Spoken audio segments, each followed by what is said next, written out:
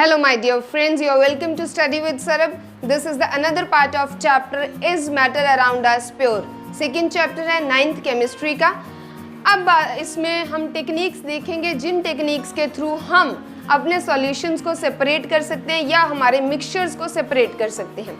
सबसे पहले हमारे पास है सॉलिड को अगर सॉलिड से सेपरेट करना हो, सॉलिड में ही सॉलिड मिक्स्ड है, अब उनकी सेपरेशन करनी है. उसके लिए हमारे पास दो तरीके रहते हैं. एक तो है विनोइंग. विनोइंग हम तब यूज़ करते हैं जब एक सॉलिड का जो वेट है कम है, एक का वेट ज़्यादा है. सॉलिड्स हमारे पास दो हैं बट वेट के द्वारा उनको हम देखते हैं कि उनका जो हेवीनेस है एक की ज़्यादा है, एक की कम है, एक हल्का है, एक भारी है. तो उस टाइम हम विनोइंग करते हैं. विनोइंग मेथड में क्या होता है कि एक पर्सन मटेरियल लेता है, इसमें मिक्सचर लेता है. लेट्स से ये एक पर्सन ने मटेरियल पकड़ रखा है, इसको वो ऊपर थोड़ी हाई जगह से, थोड़ी ऊंचाई से नीचे फेंकेगा. जब वो नीचे फेंकेगा तो जो ग्रेन्स होंगे, जो हैवी मटेरियल होएगा, जैसे कि मिक्सचर के तौर पे हम ले सकते हैं ग्रेन मिक्सचर है.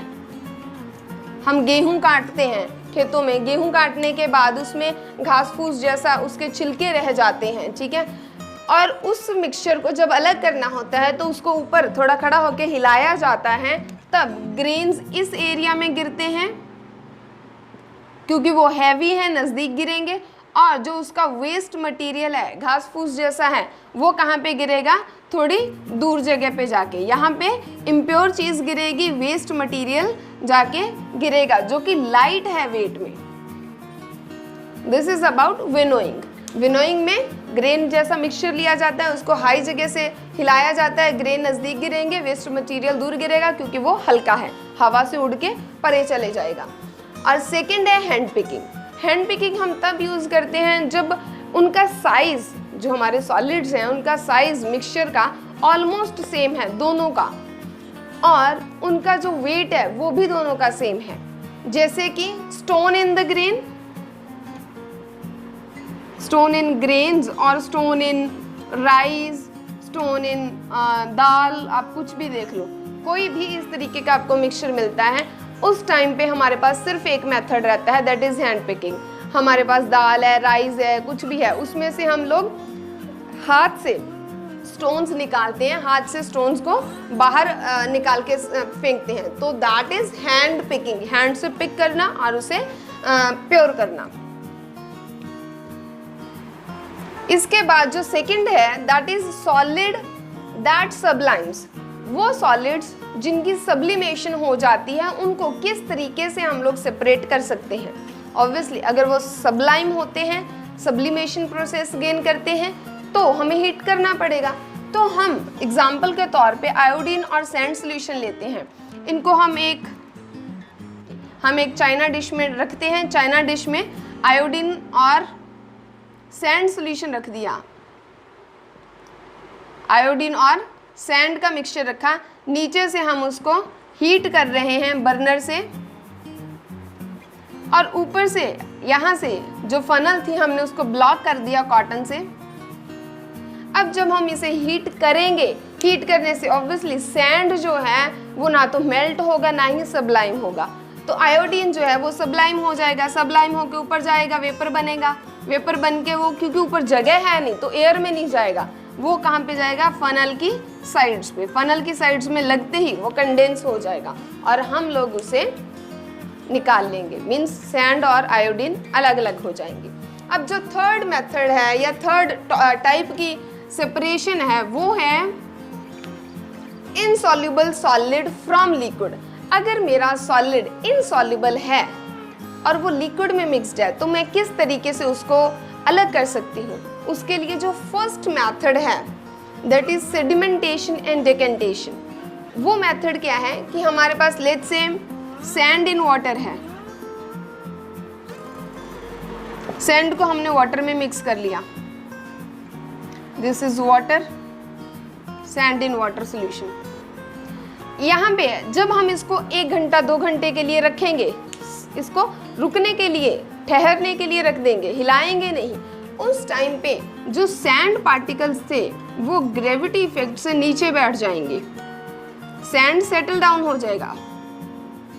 और जैसे ही सैंड सेटल डाउन होएगा, इसको, इतने प्रोसेस को, सेटलिंग ऑफ सैंड को क्या नाम दे देंगे? सेडिमेंटेशन। और जो सैंड यहाँ पे सेटल हो गया उस सैंड को नाम दिया जाएगा सेडिमेंट।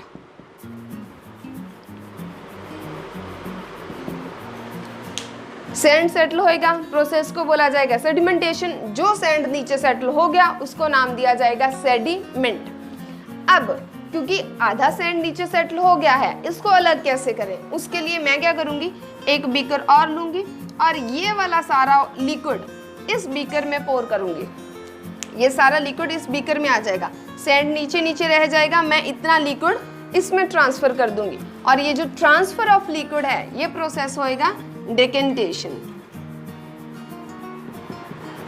जब हम लिक्विड को, जो सेडिमेंटेशन के बाद ऊपर वाला लिक्विड बचा, उस लिक्विड को सेकंड बीकर में पोर करते हैं, and that process is known as sedimentation, that process is known as decantation. अब ये तब होता है सेडिमेंटेशन और डेकेंटेशन ज्यादातर जब हमारा सैंड जैसे मटेरियल वाटर में मिक्स हो जाते हैं, जो उसको कहीं ना कहीं बहुत फाइन पार्टिकल्स हैं जिनको और किसी मेथड से निकाला नहीं जा सकता।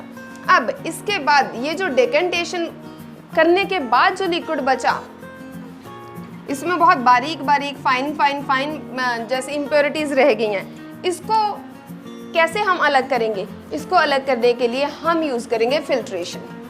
फिल्ट्रेशन में हम एक और बीकर लेंगे, उसके ऊपर एक फनल रखेंगे, फनल में हम फिल्टर पेपर लगाएंगे और फिर ये जो लिक्विड था इस बीकर में था, सेकंड बीकर वाला लिक्विड, उसमें पोर करेंगे। जब सेकंड बीकर वाला लिक्विड उसमें पोर करेंगे, वाटर नीचे आ जाएगा, जो सैंड पार्टिकल्स थे वो फिल्टर पेपर की साइड्स पे रह जाएंगे। So that's how we will clear out the muddy water solution. ठीक है, उसमें से सैंड अलग कर लेंगे, वाटर अलग कर देंगे। अब फिल्ट्रेशन और भी एक दो जगह यूज होता है, सिर्फ फिल्ट्रेशन, और वो फिल्ट्रेशन एक्चुअल में फिल्ट्रेशन नहीं होता, वो सीविंग होता है। सीविंग में क्या होता है, जैसे हमने चाय बनाई, चाय में चाय पत्ती होती है, उसको हम क्या करते हैं, चाय पुन्नी को सीव बोलते हैं, उसमें से निकालते हैं और ऊपर चाय पत्ती उसमें रह जाती है सीव में, नीचे हमारे पास क्लियर चाय आ जाती है जिसमें कोई इम्प्योरिटीज नहीं होती। सो वैसा प्रोसेस होता है सीविंग। ऑलमोस्ट फिल्ट्रेशन जैसा है, बट उसमें फिल्टर पेपर यूज होता है, इसमें सीव यूज होती है। इसके बाद जो आता है फोर्थ टाइप का जो मिक्सचर है, वो है सॉल्युबल सॉलिड को सॉल्यूशन से निकालना है। इससे पहले वाले में सॉलिड जो था वो डिसॉल्व नहीं हुआ था, वो इनसॉल्युबल था। अब वो मिक्स हो गया है, जैसे कि शुगर सॉल्यूशन। हमारे पास एक शुगर सॉल्यूशन है, शुगर मिक्स हो जाती है वाटर में, मींस डिसॉल्व हो जाती है, ये सॉल्युबल है। तो शुगर सॉल्यूशन को हम क्या करेंगे, हीट करेंगे। जब हम हीट करेंगे तो वाटर पार्टिकल्स क्या करेंगे, इवेपोरेट। और जैसे ही वाटर पार्टिकल्स धीरे धीरे धीरे धीरे सारा वाटर इवेपोरेट हो जाएगा, जो नीचे बचेगा दैट इज शुगर। और इस तरीके से हम दोनों चीज़ों को सेपरेट कर लेंगे और हमारे पास शुगर आ जाएगी। फिफ्थ टाइप का जो मिक्सचर है वो है magnetic substance with any other substance. जब कोई ऐसा मेटल या कोई मैग्नेटिक मटेरियल किसी दूसरे मटेरियल में मिक्स है, तब हम क्या टेक्निक यूज करेंगे? तब इजीएस्ट वे है कि अगर हमारे पास आयरन फिलिंग्स हैं, अगर आयरन फिलिंग्स मिक्स्ड हैं विद सैंड,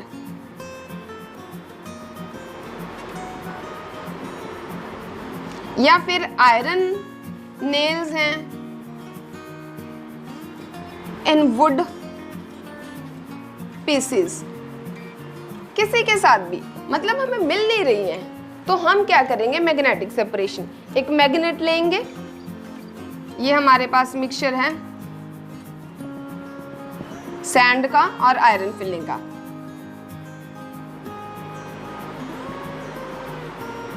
तो इसमें हम एक मैग्नेट इसके तरफ लेके आएंगे। जैसे ही मैग्नेट लेके आएंगे आयरन फिलिंग्स इसके साथ अट्रैक्ट हो जाएंगी और चिपक जाएंगी, और जितना वो मटेरियल होएगा, जितना वो मिक्सचर है, हम सारे में मैग्नेट को घुमा देंगे और वो सारी आयरन फिलिंग्स को अट्रैक्ट कर लेगा और अपने साथ ज्वाइन कर लेगा। तो जैसे ही वो उसके साथ जुड़ेंगी आयरन अलग हो जाएगा, सैंड अलग रह जाएगा।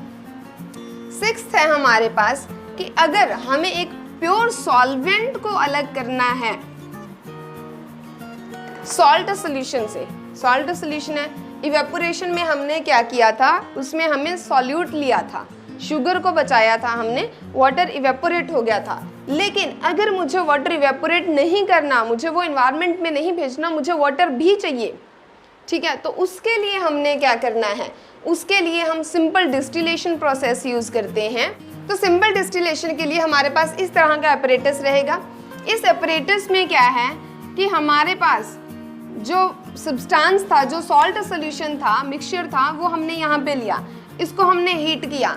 हीट करेंगे तो इसमें से वाटर इवेपोरेट होएगा, वाटर इवेपोरेट होएगा। जब इवेपोरेशन हो रही होगी तब वो वेपर्स बनके कहाँ से पास आउट करेगा, यहां से वाटर इस एरिया से एज अ वेपर पास करेगा। जब वेपर यहां से पास कर रहे होंगे तब हम ऊपर से एक कोल्ड वाटर डालेंगे जो इसको डायरेक्टली टच करेगा। एक पाइप है उसके ऊपर से इस तरह से एक हम और पाइप लेंगे जो कोल्ड वाटर से आ रही होगी। तो ये वाले पार्टिकल्स जो हैं अंदर, जो वेपर्स हैं, इनको बाहर से ठंडा टेम्परेचर मिलेगा और ये कंडेंस हो जाएंगे। कंडेंस होके वेपर टू दोबारा किस में कन्वर्ट हो जाएंगे, लिक्विड, वेपर टू वाटर आ जाएंगे। और यहाँ पे हम आगे उसको डायरेक्टली एक थर्ड कंटेनर के साथ कनेक्ट करेंगे जहाँ पे हमें प्योर वाटर मिल जाएगा। सो ऐसे हम सिंपल डिस्टिलेशन प्रोसेस करते हैं। स्टे ट्यून्ड विद मी ताकि हम ये चैप्टर सारा कंप्लीट कर सकें, और उसके लिए चैनल सब्सक्राइब ज़रूर करें और बेल आइकन को हिट करना ना भूलिए।